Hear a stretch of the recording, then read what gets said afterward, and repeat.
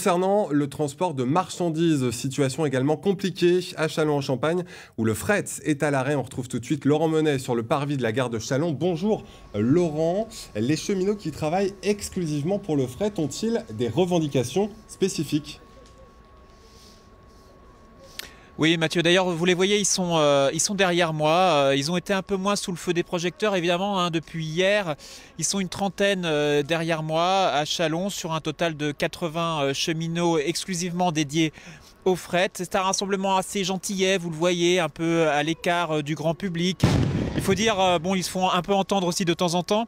Il faut dire que le fret, c'est un peu le parent pauvre de la SNCF. Depuis 2003, leur nombre a été divisé par 2 dans la région. C'est 6000 trains quand même, le fret actuellement en France. C'est 7 millions de tonnes, dans le Grand Est, pardon. C'est 7 millions de tonnes de marchandises. Évidemment, c'est difficile de concurrencer la route. C'est ce que va nous dire à l'instant un délégué syndical. Je vous propose de l'écouter.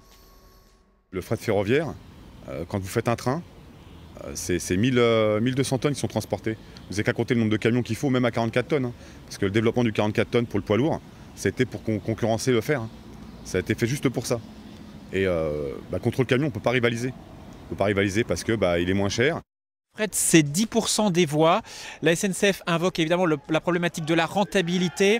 Et pourtant, dans le Grand Est, une ligne a récemment ouvert, une ligne fret a ouvert entre Cézanne et Esternay. Signe qu'il y a donc un potentiel dans le fret, mais le problème est éminemment, vous l'aurez compris Mathieu, politique.